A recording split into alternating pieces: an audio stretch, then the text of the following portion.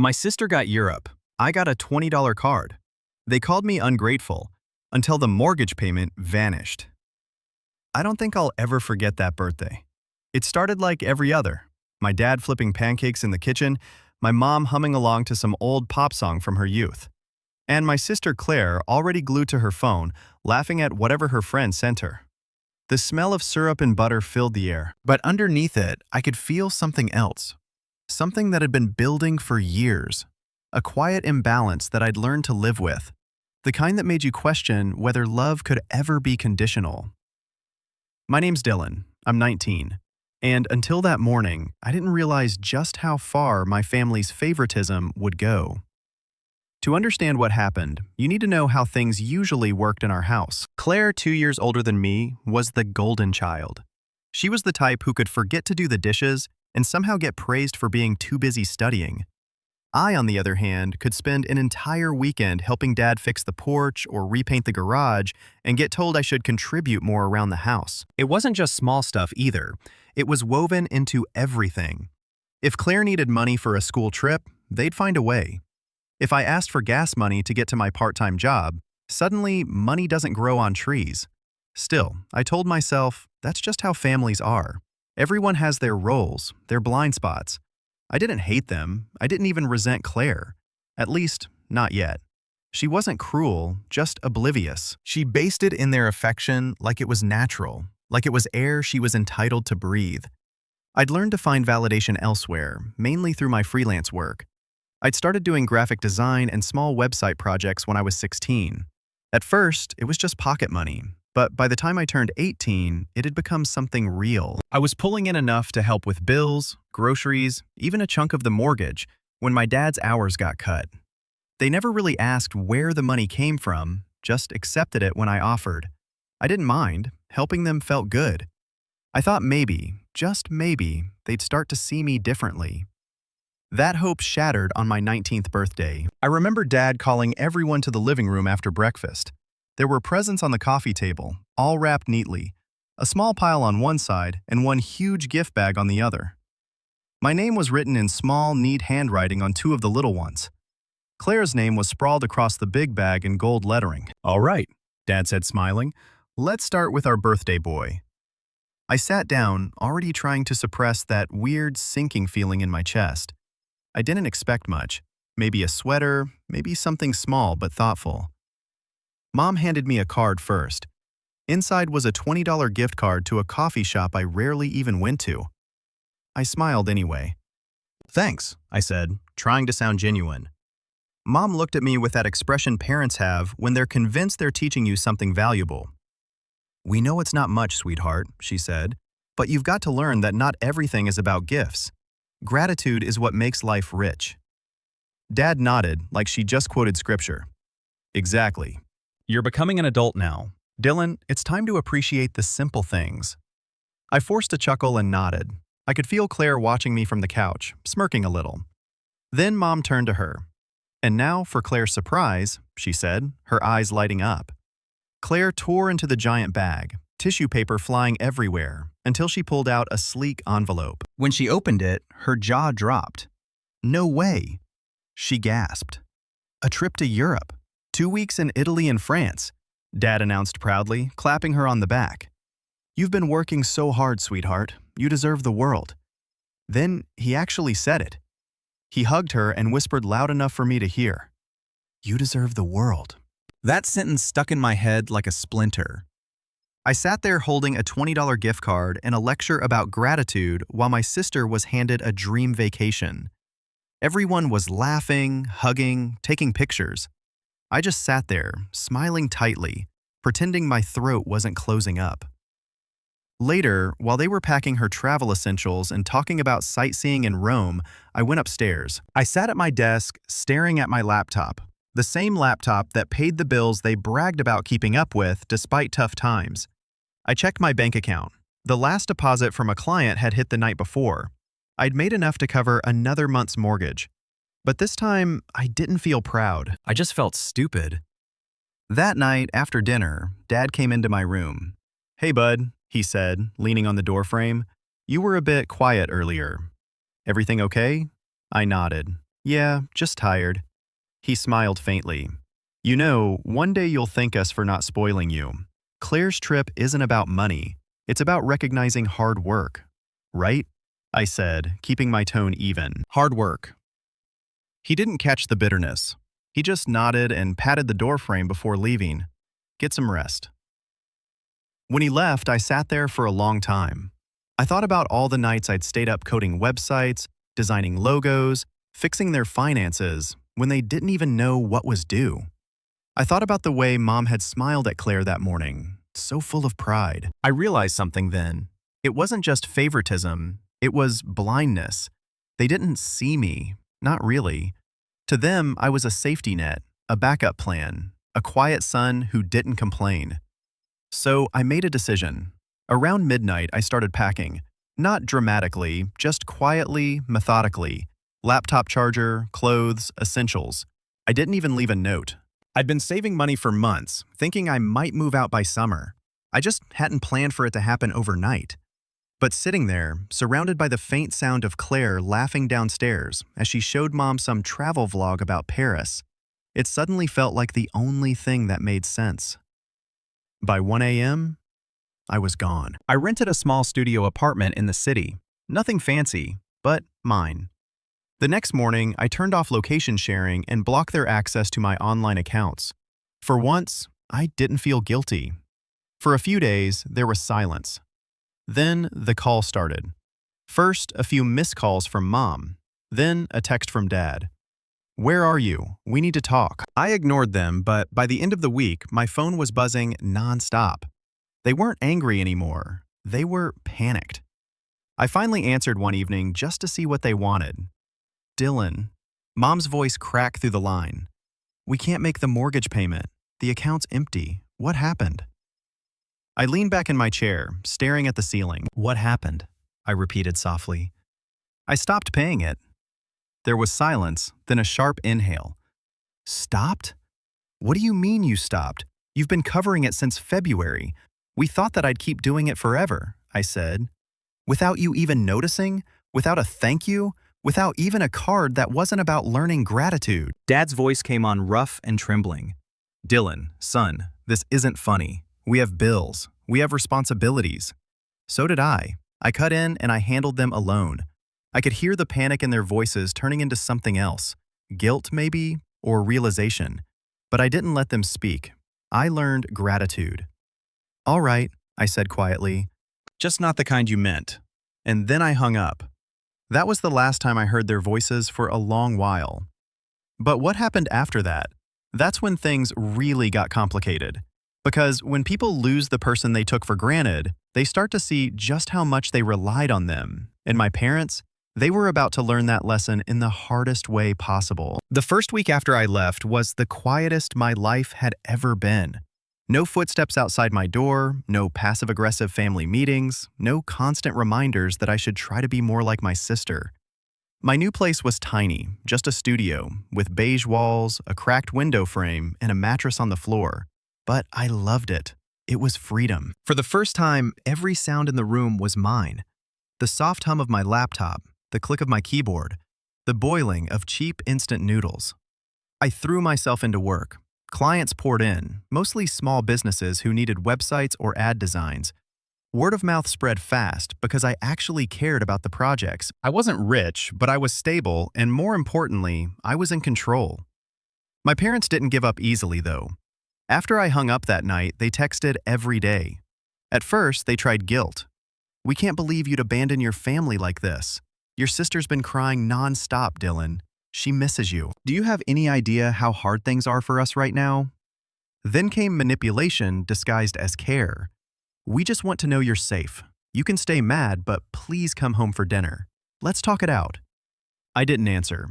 I'd said everything I needed to. But one night, about 2 weeks after the birthday, my sister texted me. Her message popped up while I was finishing a logo design. Claire, hey, are you really not talking to Mom and Dad? Me, not right now. Claire, they're freaking out. You kind of blindsided them. Me, did they tell you why? Claire, they said you're overreacting, that it's just money stuff. Me, yeah, I figured they'd say that. She sent a long pause, then another text. Claire, look, I know the Europe thing looked bad, but it's not like I asked for it. They surprised me. I stared at the screen, my jaw tightening. She was right. She hadn't asked for it, but she also didn't hesitate to flaunt it. Her Instagram was full of posts about manifesting your dreams and hard work paying off, while I sat in my one-room apartment eating noodles. Me? I know you didn't, but it's the pattern. Claire, you get everything. I get lectures. Claire, that's not true. Me? You got a trip to Europe. I got a coffee card and a speech about gratitude. Claire, you're being dramatic. Me? Maybe, but I'm also free now. She didn't reply. I think that was the first time I'd ever stood up to her without apologizing after. 2 days later, Mom showed up at my apartment. I was in the middle of a client call when someone started pounding on the door. I muted my mic, expecting maybe a package delivery. But no, it was her voice, trembling with a mix of frustration and concern. Dylan, open the door, please. I hesitated, then opened it halfway. She looked exhausted. Her hair was frizzed, eyes red, makeup smudged. It was like she hadn't slept properly in days. Mom, I said quietly, you shouldn't have come here. She stepped forward like she might push the door open, but I didn't move. We're worried sick. Your father hasn't been himself. Claire's about to leave for her trip, and she's a mess because of all this. I blinked. She's a mess? Don't use that tone, she said sharply. You disappeared without a word. You left us to deal with Bill's responsibilities. You mean your responsibilities. I interrupted. She frowned. We're family, Dylan. We help each other. I let out a short laugh, not because it was funny, but because of how absurd it sounded coming from her. I did help, for months. I paid for things you didn't even notice. And when I stopped, you finally realized it. Her lips pressed into a thin line. Money isn't everything, right? I said. But apparently it's enough to send Claire to Europe. Her expression shifted. Guilt, then defensiveness. You're twisting things. That trip was a reward for her effort. She's been studying working hard.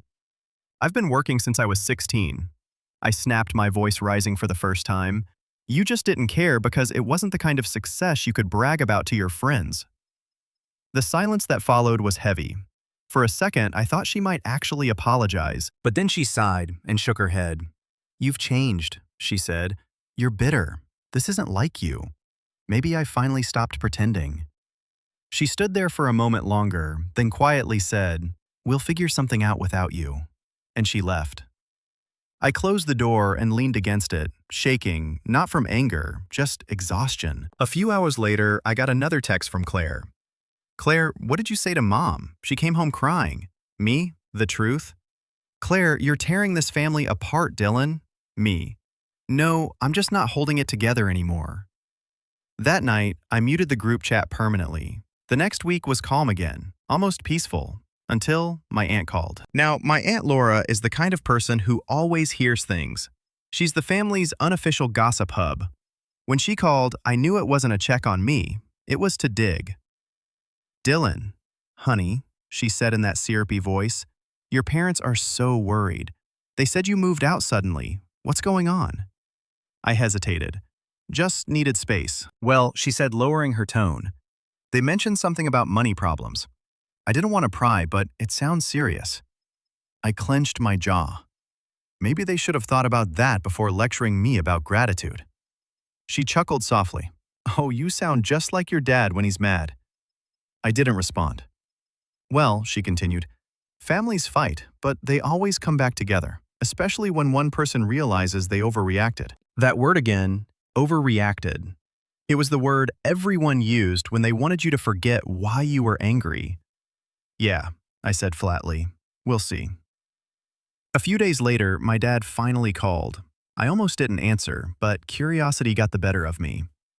Dylan, he started, his tone carefully calm. Listen, I've been thinking. Maybe we said some things that hurt you. Maybe. I said, but he continued. You have to understand, we didn't mean to make you feel less important. We just wanted to teach you responsibility. I've been responsible, I said. For your mortgage. That's not fair, he said quickly. You offered to help. We never forced you. You never asked where it came from either. I said you just took it. He sighed. You're making this bigger than it needs to be. Come home, let's talk face to face. We'll make things right. I hesitated. Something in his tone felt rehearsed, too diplomatic. Is this about the mortgage? I asked. There was a long pause.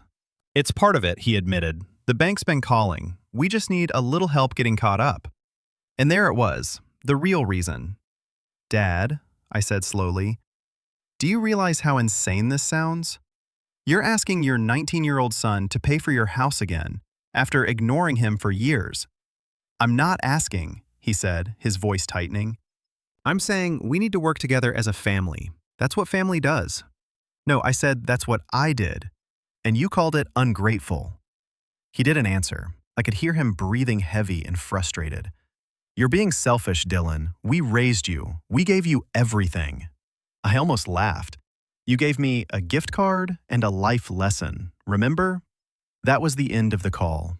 He hung up without saying goodbye. Over the next few days, I started hearing from extended family, uncles, cousins, even a family friend, all with the same rehearsed concern. Hey, your parents are really struggling right now. You should forgive them. They're older. They make mistakes. It's just money, man. Don't let it ruin your family. I started to realize what was happening. They were spinning the story. I was the ungrateful son who abandoned his family when they needed him most. They left out the part where they'd been living off my work without even knowing it. And the worst part? Claire started chiming in publicly. She posted a photo from the airport with the caption, "Leaving for Europe. Grateful for my amazing parents who taught me what love and sacrifice look like." The comments were filled with heart emojis and "You're so blessed" messages. That night, I couldn't sleep.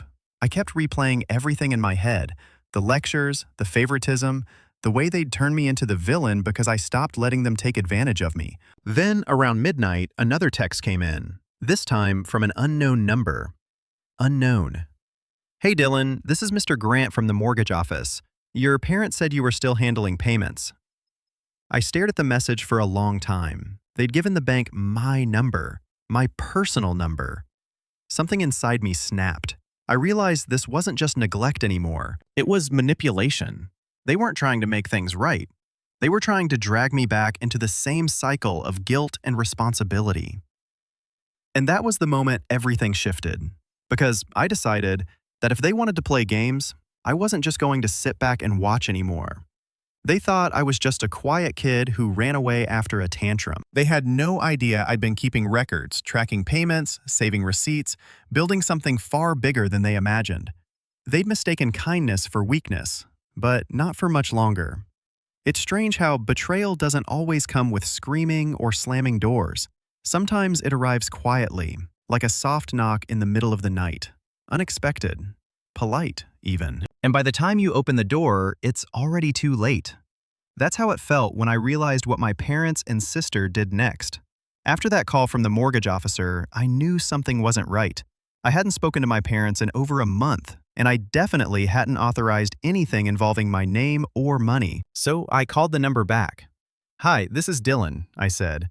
I got a message last night about my parents' mortgage. The man on the line sounded surprised. Ah, Mr. Collins. Yes, your parents mentioned you were their financial contact. We just needed to verify some recent activity. My stomach dropped. Financial contact. Yes, sir, he said matter-of-factly. Your name was added to the account last spring as a joint contributor. You've been listed for direct deposits toward mortgage coverage since then. I froze. Added by who? Your father, I believe. It's in the records. I could feel the blood rushing in my ears. And what exactly was added? He paused to scroll through his notes. Well, originally it was just your contact information and routing number for the direct deposits. But about 2 weeks ago, there was a request to link your savings account as a backup payment source. I nearly dropped the phone. What? Yes, he continued calmly. We were actually about to process a withdrawal when it was flagged. The name mismatch delayed it, but we'll need your approval too. I didn't let him finish. Do not touch that account, I snapped. I never authorized any of this. I hung up and just sat there staring at the wall. My parents had linked my personal savings account to their mortgage without asking. Somehow they had enough of my information, probably from when I helped them with online payments, to submit it as a shared household account. That was the moment it hit me. This wasn't an emotional misunderstanding anymore. It wasn't about hurt feelings or favoritism. It was theft. I didn't even cry. I just went cold. After a few minutes, I called my bank. I explained everything, had them freeze the account, and changed every password I could think of. Email, PayPal, design platforms, even my freelance payment portals. I spent the whole day locking my life down. That evening, as if on cue, I got a call from my dad. "Dylan," he said, voice tight. "Why did the mortgage payment bounce? The bank said something about unauthorized access." I took a breath, trying to steady my voice. "Because you tried to steal from me." His tone changed instantly. "Watch your mouth." "No," I said, my voice rising. "You used my savings account. You tried to take my money without even asking." "That's not what happened," he said quickly. "It was a misunderstanding." "Don't," I interrupted. "Don't even try that. I called the bank. They said you submitted my account as a backup source. Do you even realize how illegal that is?" There was silence on the other end for a few seconds before he finally said, "We did what we had to do." The bank was threatening foreclosure. "You're part of this family, Dylan. You should want to help." "Help," I repeated, my voice trembling with anger. "You mean bail you out again, without consent? You're blowing this out of proportion," he snapped. "You've always been so sensitive. You make a little money and suddenly think you're better than everyone else." I laughed bitterly. "Better, I've been carrying this family quietly for years, and you call me ungrateful. You didn't even ask. You stole from me." "Lower your voice," he barked. "You don't talk to your father that way." "Then act like one," I said, and hung up. For the first time, I didn't feel guilt after ending a call, just a deep, cold fury. But the next day, things got worse. When I opened my laptop to check my freelance portal, my main account was locked. It said, "Suspicious activity detected. Please verify your identity." I contacted support, and after an hour of back and forth, they told me someone had tried to change my recovery email. The request came from an IP address matching my parents' house. I felt my stomach twist. My dad might have been desperate enough to use my account to send payments, or worse, to access my income directly. That night, I drove back to the old neighborhood for the first time since moving out. I didn't go to their house. I parked across the street and just sat there. The windows were lit. Through the curtains, I could see my mom moving around the kitchen. My dad sat in his usual recliner typing on his laptop. And there, sitting beside him, was Claire. She'd come back from Europe early. I didn't even have to guess why. When I finally worked up the nerve to go to the door, my mom opened it almost immediately, as if she'd been waiting. Her face lit up for a second before she saw my expression. "Dylan?" she said cautiously. "You shouldn't just show up like this." "I wouldn't have to if you hadn't tried to rob me," I said flatly. Her smile faded. "That's not fair. You make it sound so ugly." "It is ugly," I said. "You used my account information without permission." "That's fraud. Don't talk like that," she said sharply, glancing toward the living room. "Your sister can hear you." "Good," I said louder. "Maybe she'll learn what family ethics actually look like."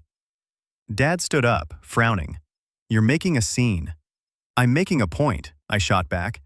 "You've crossed every line there is. You went behind my back, tried to access my money, and then acted like I owed it to you." Claire stood up from the couch, folding her arms. "Can you calm down? You sound insane. It's just money." I turned to her slowly. Easy to say when you're the one getting free vacations. Her eyes narrowed. "You're still bitter about that. God, you really can't let anything go." "I can let things go," I said quietly, "but theft isn't one of them." Dad stepped forward, his tone shifting to that calm, patronizing register he always used when he wanted to end an argument without actually addressing it.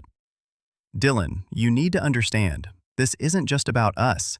This house belongs to all of us. You grew up here. That mortgage is as much your responsibility as ours." "No," I said, my voice steady. "It's not. I'm 19. I didn't sign that loan. You did. You made choices, and now you're trying to drag me down with you." He opened his mouth to speak, but I kept going. "You've been living beyond your means for years. The new car, the expensive gifts for Claire, the renovations, all while telling me there's no money to spare. You didn't want a family. You wanted investors. For a second, I saw something flicker in his eyes. Shame, maybe. But then he said something I'll never forget. Well, maybe if you hadn't moved out, we wouldn't be in this mess. That sentence broke something in me. I'd been carrying their debt, their pride, their guilt, and now they were trying to make me the reason for their downfall. I can't believe you, I whispered. You really think I'm the problem? Mom's voice softened, almost pleading. Honey, we just wanted to hold the family together. You left so suddenly. Your dad didn't know what else to do. He thought linking your account would buy us time. I stared at her, stunned. Buy you time? With my money? She nodded weakly.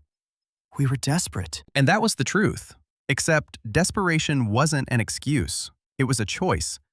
They could have asked, but they didn't. They took because, deep down, they never saw me as separate. They saw me as theirs to use. I didn't yell. I just took a deep breath and said quietly, I want every trace of my name removed from your finances. Mortgage, utilities, everything. You have a week. Dad scoffed. Or what? You'll call the police. I met his eyes. If I have to, he laughed. A hollow, bitter sound. You wouldn't dare. You'd ruin your own family. I didn't ruin it. I said you did. I turned and walked out before I said anything worse. As I got in my car, I saw Claire watching from the window, her face hard and unreadable. For a second, I thought she might come after me, but she didn't. That night, I couldn't sleep. My hands kept shaking as I replayed the conversation over and over. The betrayal wasn't just about money. It was about trust, about realizing the people who raised you could justify hurting you if it meant keeping their comfort. The next morning, I started digging. I went through my emails, bank logs, and payment statements. That's when I noticed something else. Several transfers I didn't remember approving. Small amounts at first. $1,100 here, $200 there, sent to a household account under my dad's name. They've been taking from me for months, long before I moved out. Each new discovery was like another punch to the gut. I trusted them completely, helped them when they struggled, believed every word about learning gratitude, and all that time, they've been quietly bleeding me dry. That realization didn't just hurt, it changed me. Because now it wasn't about getting away from them, it was about making sure they finally understood what it meant to lose something they took for granted. And I already knew exactly where to start. The days after discovering the transfers felt like falling into a fog, quiet, heavy, and endless. Every morning, I woke up in that small apartment with sunlight filtering through the thin curtains, and for a few seconds, everything felt normal. Then it would hit me all over again. My parents, my own family, had been stealing from me for months. I wasn't angry at first, I was just numb. I'd always thought betrayal would feel explosive, like rage or heartbreak. But this wasn't fire, it was frost. It crept into everything I did, the way I ate, worked, slept. I'd sit in front of my laptop staring at a blank canvas cursor blinking, and the thought would slide in. They didn't even ask. The work that once gave me pride now just felt like proof of my stupidity. Every dollar I'd earned, every late night I'd stayed up finishing a client's project, had gone into their house, their life, their comfort. And they hadn't even seen me as a person, just a resource. I stopped answering emails for a while. I missed deadlines. My freelance profile took a hit. And one client even left a comment saying, talented but unreliable. It stung, but I couldn't even defend myself. I was too tired. My savings were almost gone by then.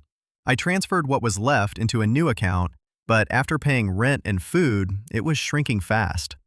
I'd never been reckless with money, but when your brain is spinning with betrayal, you stop thinking straight. I'd buy takeout I didn't finish, scroll online stores without buying anything, and then feel guilty for wasting time. My phone was quiet for a few days, blessedly quiet, until one afternoon when I got a text from Claire. Claire, you're being dramatic again. Mom's a wreck. Me? She should have thought about that before lying to me. Claire, you're really going to destroy our family over money? Me? It's not about the money, Claire. Then what is it about? Dylan, you've always had to make everything about you. That one hurt more than I wanted to admit. I stared at it for a long time before typing back. Me. You wouldn't understand. You've never had to earn anything on your own. She didn't reply, but 10 minutes later, I saw her post something on Instagram. A family that sticks together can survive anything. The photo was of her mom and dad sitting at a restaurant, smiling, laughing, like nothing had happened. That's when the anger started to replace the numbness. They weren't suffering. They weren't reflecting. They were moving on, together, painting me as the villain who abandoned them. And I knew what that meant. They were telling everyone their version of the story. I could already imagine the whispers at church or among family friends. Poor Colin's family. Their son turned against them after all they did for him. The idea made me sick. A few nights later, I got another call from an unknown number. Normally, I would have ignored it, but I was half asleep and answered without thinking. Dylan, it was my dad's voice. Listen, I know you're angry, but this is getting out of hand. We can't afford the next payment. You've made your point. Now come home. I stayed silent for a few seconds. He sighed. Don't punish your mother for my mistakes. She's been crying every night. Has she? I said softly. Crying because she feels guilty or because the money stopped? There was a long pause. Do you really want to destroy your family? He said finally. You think this makes you strong, but it's selfish. We gave you everything, Dylan. Food, clothes, a roof. You took everything. I interrupted. You used me, Dad, and you didn't even see it. You thought because I didn't complain, it meant I didn't notice. His tone hardened. You're talking like a stranger, like someone poisoned you against us. I almost laughed. I didn't need anyone to. You did that yourself. And then I hung up again. That night, I couldn't sleep. The walls of my apartment felt closer than usual. I kept thinking about what he said. We gave you everything. It was the kind of line parents used when they wanted to rewrite history. But the truth was simpler. I'd given them everything. They just didn't want to admit it. The next morning, I walked around the city aimlessly. It was one of those crisp mornings where the air feels too clean, too indifferent.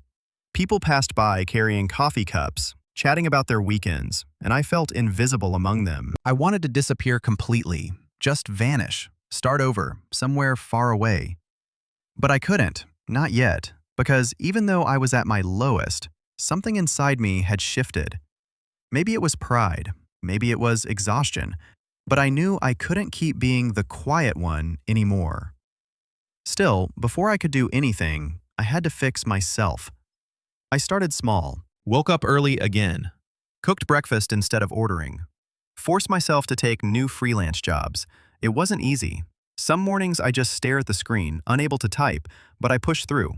One design, one invoice, one day at a time. Meanwhile, the messages from home kept coming, cycling through every stage of emotional manipulation. Guilt, shame, nostalgia. We miss you, Dylan. Remember when we used to watch movies on Friday nights? Your sister leaves for her second trip soon. You should say goodbye before she goes. Every text felt like a hook trying to pull me back. But I'd learned something important by then. Silence can be power. When people can't provoke you, they start to show who they really are. And sure enough, after a week of no replies, the tone shifted again. Dad, if you're not going to help, don't expect to be welcomed back. Mom, we can't believe you turn your back on us like this. Claire, you're jealous. That's all this is. Jealous. That word burned. I wasn't jealous of her trip or her gifts. I was jealous of how easy her life was, how she could hurt people and still be loved unconditionally. I'd spent years earning scraps of approval, and she got applause for breathing. One night, I scrolled through old photos on my phone. There was one from my 17th birthday, me holding a cake, smiling awkwardly while my parents stood behind me, arms around Claire. They looked so proud, but not of me. I remember that night vividly. My dad spent half of it bragging about Claire's grades while I sat quietly nodding. I'd worked 2 jobs that summer. They never asked why. That memory hit me like a wave. All those years of small dismissals, brushed off efforts, guilt disguised as love. It wasn't random. It was conditioning. They'd raised me to be useful, not loved. I shut my phone off and just sat there in the dark, gripping the edge of my bed. For the first time in my life, I cried. Not because I missed them, but because I realized I'd been craving something they were never capable of giving. The next day, I called Aunt Laura. She was the only one who hadn't texted me directly since everything blew up, which made me suspicious. "Aunt Laura," I said carefully, "did my parents say anything to you about me?" She hesitated. "Well, they're upset. They said you cut them off financially and left them in a bad spot." "Did they mention why?" "No, just that things got tense. They didn't go into details." Of course they didn't. They wanted sympathy, not truth. Then she added, "They told the family you moved out because you couldn't handle responsibility, that you're going through a selfish phase." I felt something twist inside me. They weren't just lying to me, they were rewriting the narrative for everyone else. "Thanks for telling me," I said quietly. "I just wanted to know, Dylan," she said gently. "Whatever's going on, don't do anything rash. They're still your parents." "I know," I said. "That's the problem." After I hung up, I went for a walk. The sky was gray and heavy, the kind that threatens rain but never delivers. I stopped at a small park and sat on a bench watching people pass by. Families, couples, friends, laughing. It all felt distant, like I was behind glass. But somewhere in that stillness, a thought formed. A calm, dangerous kind of clarity. They wanted control. They wanted me to come crawling back out of guilt or fear or loneliness. But what they didn't realize was that the only thing left for them to lose was the illusion of control itself. And that was something I could take away quietly. I didn't have to yell. I didn't have to fight. All I had to do was prepare. Over the next week, I started gathering everything I'd need. Every invoice, transaction email, and document showing the money trail between my freelance work and their mortgage payments. I backed them up in multiple folders labeled by date and client. I didn't even know exactly what I was going to do yet, but I knew I needed proof. Each file I saved felt like reclaiming a piece of myself. Still, even with the plan slowly forming, the loneliness was brutal. Nights were the worst. I'd lie awake staring at the ceiling, thinking about the kid I used to be, the one who'd work late just to surprise his parents with an extra payment, who thought love meant keeping everyone comfortable except himself. That kid was gone now. By the time I finished organizing everything, I realized something else. They weren't just taking my money, they were taking my peace. And if I wanted to get it back, I'd have to show them exactly what happens when the quiet one stops playing nice. But before that moment came, before revenge even crossed the line into action, I had to face one last blow, one that would push me to my breaking point. And it started with a single phone call from Claire. It's funny how sometimes rock bottom gives you the clearest view of who you are. After that night on the park bench, I decided I was done letting my family define me, done letting their guilt dictate my choices, done shrinking myself to fit their comfort. The morning after Claire's call came through, I didn't pick up right away.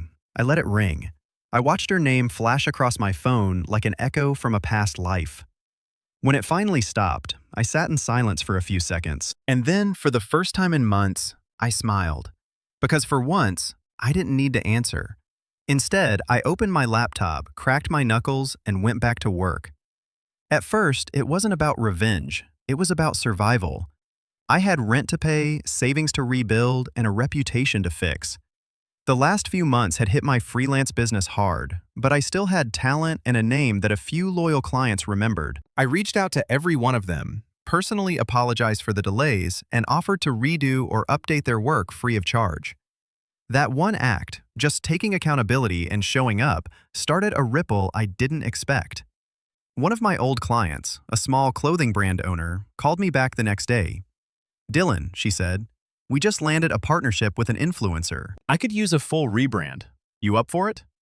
I was, and that project became my turning point. For weeks, I poured myself into that brand. New logo, clean website, professional mock-ups. I lost sleep, skipped meals, but not out of stress this time, out of drive, out of purpose. When the influencer finally posted the launch, their site blew up. Sales tripled in a week. The brand owner messaged me, "You did this. You're a genius." That message hit me harder than any compliment my family had ever given, because this time it wasn't about obligation, it was earned. Word spread quickly in the small business circuit. Suddenly, I had DMs and emails from boutique owners, coaches, small agencies, all wanting help with design or websites. It was chaos, but the kind of chaos that felt like progress. I raised my prices. They still kept coming. For the first time in my life, I didn't feel like I was surviving. I was building. I used part of my new income to rent a bigger apartment, not flashy, but bright and open, with a real workspace and a tiny balcony overlooking the city. I furnished it with things that were mine: my desk, my shelves, my little coffee setup. No hand-me-down furniture, no guilt attached to anything. I remember sitting there one night, cup of coffee in hand, watching the city lights shimmer and thinking, this is what freedom feels like. Meanwhile, I stayed completely silent with my family. Not a call, not a text. I didn't even check their social media. But I knew they were watching me. Claire still had me blocked, but I saw one of her friends had liked a post of mine, one showing my new workspace with the caption, "Built this from scratch." 2 hours later, I got a text from Dad. "Dad, you seem to be doing well. Glad to see you're figuring things out." Me, I am. "Dad, maybe you can stop holding grudges and come by for dinner sometime. We can talk like adults." I didn't reply because talk like adults was his code for let's pretend nothing happened. The truth was, my silence was the conversation. It said everything I needed to. Over the next few months, things only got better. My freelancing snowballed into something bigger, a small design studio of my own. I hired a few part-timers from an online community, people like me who were good at their craft but underpaid and underestimated. We called ourselves Kite Studio. I didn't even tell my family about it. They didn't deserve to know. We started picking up real clients, startups, influencers, small e-commerce brands. I built systems, hired a bookkeeper, learned how to market properly. There were nights I fell asleep at my desk, but I woke up proud instead of drained. I could feel myself becoming someone new. Then, one day, a message came through that made me pause. It was from an old high school teacher, Mrs. Porter. She'd seen my designs online and wanted me to speak to her business class about freelancing and independence. Standing in front of that classroom, weeks later, talking about contracts, creative freedom, and financial control, something clicked. I was confident, articulate. People listened. Afterward, one of the students came up to me and said, "I wish my parents supported what I do, like yours must have supported you." That one stung a little, but I smiled anyway. Sometimes I said, "You have to support yourself first." That became my quiet motto. I stopped defining myself by what my family did to me. I started defining myself by what I built, despite them. Still, that didn't mean I forgot. Not even close. Because every time I logged into my bank app, I'd see the old account listed below, frozen, empty, still carrying their name next to mine. It was a quiet reminder that unfinished business was waiting. Then, a few weeks later, my past came knocking again, literally. It was a Sunday afternoon. I was working on invoices when someone buzzed my door. When I checked the intercom, I nearly dropped my coffee. It was Claire. She was wearing designer sunglasses, holding a shopping bag, looking exactly how I remembered her, polished, untouchable, and oblivious. I almost didn't open the door, but curiosity got the better of me. When I did, she smiled like nothing had ever happened. "Hey, stranger." I crossed my arms. "What do you want, Claire?" She walked in without waiting for an invitation, looking around like she was inspecting the place. "Wow, this is nice. Way better than I expected." "Yeah," I said flatly. "I worked for it." She ignored the jab and sat on the edge of my couch. "Mom's been begging me to come talk to you. She's worried. You're still not answering her calls." "I'm not interested," I said. She sighed like I was the difficult one. "Dylan, this is getting ridiculous. They're your parents. You can't just cut them out forever." I looked at her carefully. "Did they send you here, or did you come on your own?" She hesitated just enough for me to know the answer. "They just want to make peace," she said softly. "Things have been hard. Dad's been stressed. The mortgage, Mom's health." "Stop," I said. "Don't start with guilt." "I'm not," she said quickly. "I just think you're holding on to resentment for no reason." I laughed, sharp and humorless. No reason? They stole from me, Claire. They took money from my account without asking. That's not a misunderstanding. That's a crime. Her expression hardened. You always have to make everything sound dramatic. I stepped closer, voice low. Do you know what's dramatic? Having to freeze your own savings because your parents forged your information. She didn't respond. She just looked away, tapping her nails against her knee. Then she muttered, "You always were overprotective of your money." Something in me shifted. Overprotective, I said slowly. You mean the money that kept the roof over your head for 2 years? That overprotective money? She looked up at me, finally losing her composure. You're so self-righteous, Dylan. You think you're the only one who's ever helped this family. You think because you made a few dollars online, it makes you better than us? No, I said, calm now. It makes me independent. That's something you wouldn't understand. She stood up, her voice rising. You know what, fine, stay bitter. But when things fall apart again, don't expect us to come running to save you. I smiled faintly. You never saved me. I just finally stopped saving you. She glared at me, grabbed her bag, and stormed out. The second the door closed, I let out a shaky breath. My hands were trembling, but not from fear, from clarity. That conversation was the final push I needed. That night, I opened my laptop again. The folder with all my evidence receipts, deposits, account links had been sitting untouched for months. I clicked it open, and I realized something. This wasn't about revenge anymore. It was about truth. They had built their version of me, the ungrateful, selfish son, and told everyone who'd listen. But I had the power to show who I really was, not through shouting or arguments, but through proof. I didn't know exactly how yet. Maybe a legal report, maybe public exposure, maybe something more poetic. But one thing was certain. Their illusion of control was about to end. Because the thing about rising from rock bottom is once you climb high enough, you stop being afraid of falling. And I was higher than I'd ever been. I didn't wake up one morning thinking, today's the day I'll get revenge. It wasn't like that. It was slower, quieter, like realizing you've been holding your breath for months and finally deciding to exhale. Revenge didn't feel like fury anymore. It felt like focus. After Claire's visit, something inside me snapped into place. For the first time, I wasn't reacting to them. I was planning. And the more I thought about it, the more I realized that my family's power over me had never come from money. It came from reputation, from control, from the image they projected to everyone around them.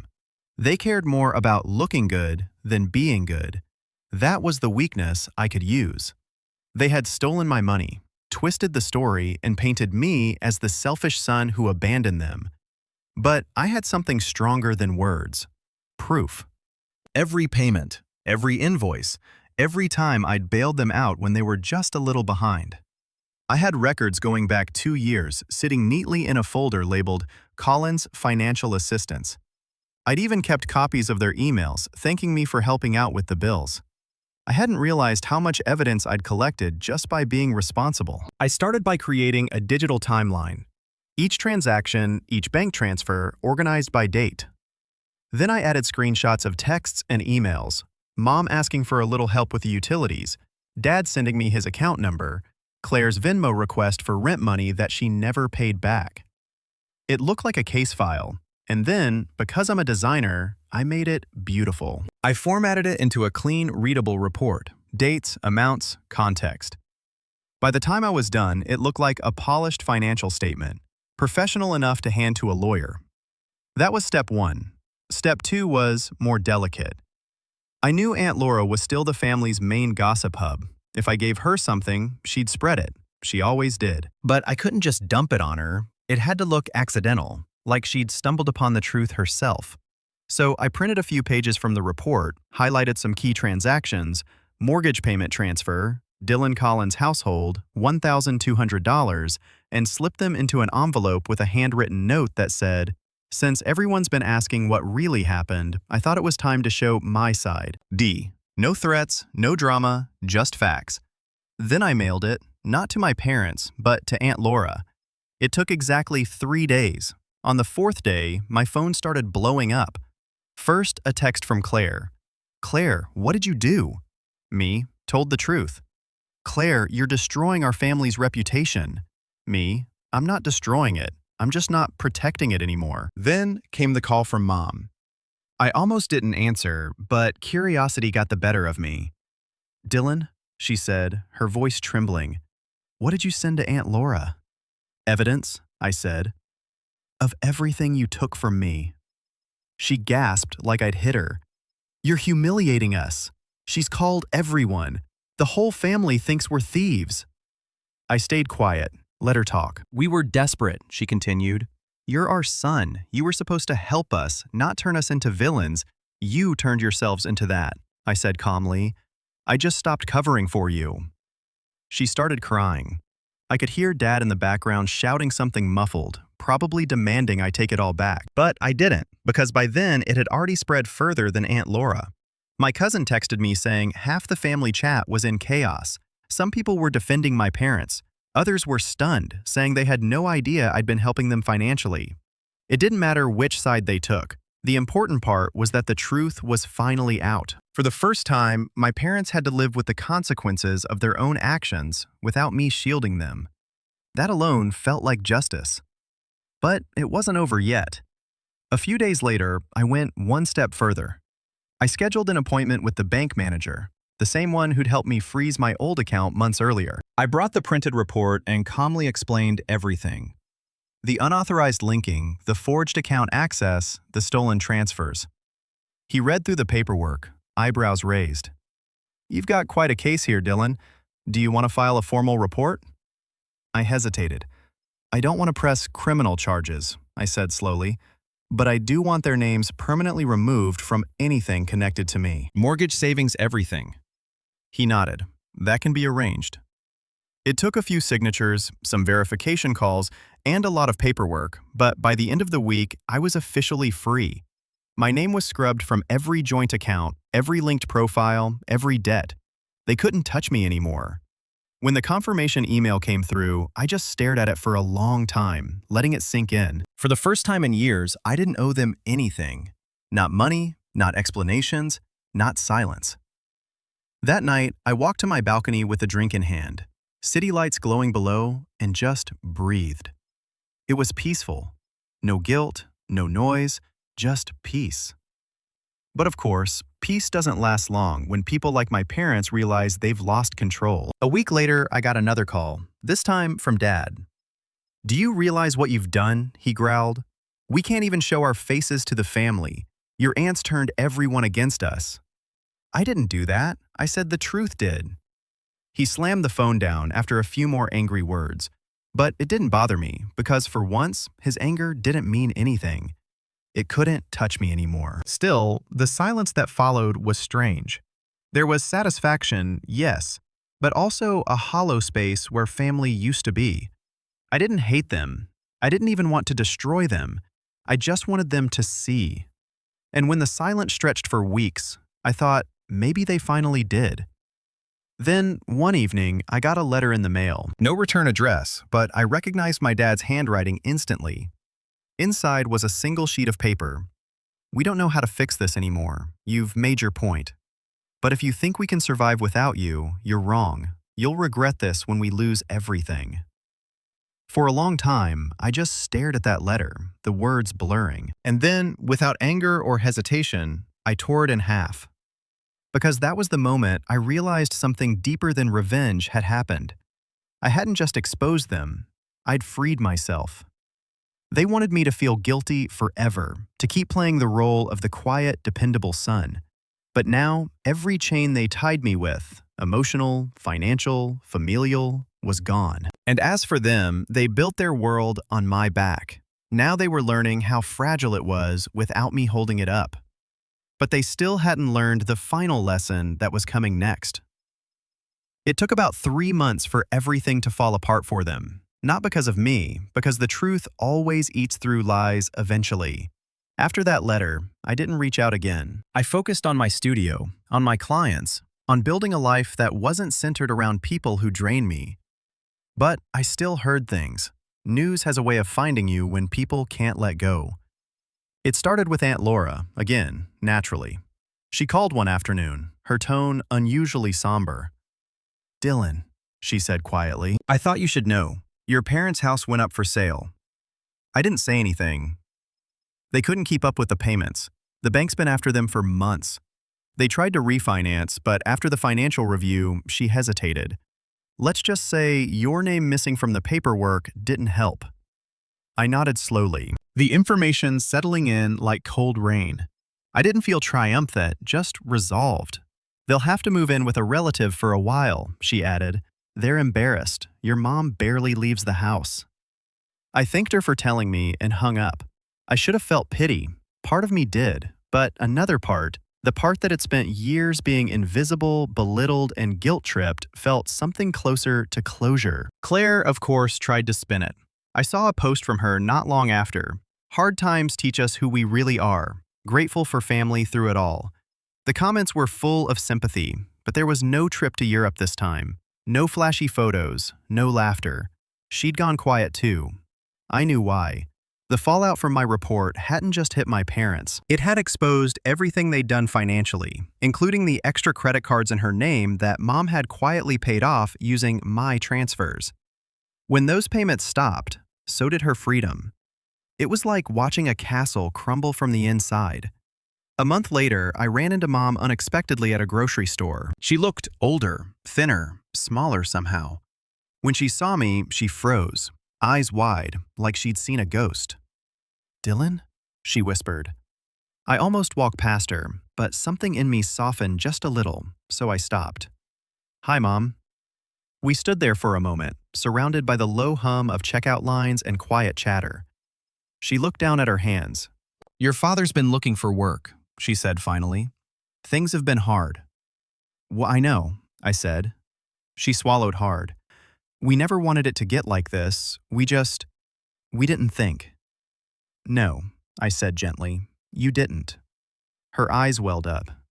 "I'm sorry," she said, voice breaking. "We should have treated you better. We should have asked instead of taking. You didn't deserve any of it." For a second, I didn't know what to say. I dreamed about hearing those words for years, but now that they were real, they didn't feel like victory. They just felt sad. "I forgave you a long time ago," I said quietly. "I just can't forget." She nodded, tears spilling down her cheeks. "That's fair."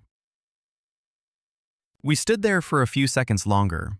Then I picked up my bag, nodded once more, and walked away. I didn't look back. That was the last time I saw her in person. We never had a dramatic reconciliation, no teary hug or heartfelt montage. Just that moment, two people standing in the frozen food aisle, realizing they were strangers now. But life kept moving. My studio grew. I hired full-time employees. We started working with bigger clients, real brands, even a couple of national campaigns. I built partnerships, spoke at events, and learned to love the quiet success that came from building something honest. Every once in a while, I'd get a message from a family member, someone checking in, someone trying to rebuild a bridge. But I never went back. I didn't need to. The peace of not being needed was better than any apology they could have given me. Months later, I got an email notification that caught me off guard. It was from the mortgage company. A final closure notice confirming the Collins property had been sold and the account settled. I stared at the screen for a long time. That house had been my entire childhood. It held every memory, good and bad, every version of me they'd ever ignored. And now, it was gone. But instead of sadness, all I felt was lightness, like I'd finally dropped a weight I'd been carrying for years. That night, I stood on my balcony again, city lights stretching out below, the wind cool against my skin. I thought about the kid I used to be, the one who sat in his room working late into the night, desperate for approval that never came. He was gone now. In his place stood someone who didn't need to prove anything to anyone. I picked up my phone, scrolled through the contact list, and hovered over Dad. For a second, I thought about calling, saying something, maybe even goodbye. But then I realized I already had. I deleted the contact. Then, looking out at the skyline, I whispered to no one in particular. I learned gratitude. Dad, just not the kind you meant. And this time, I actually smiled.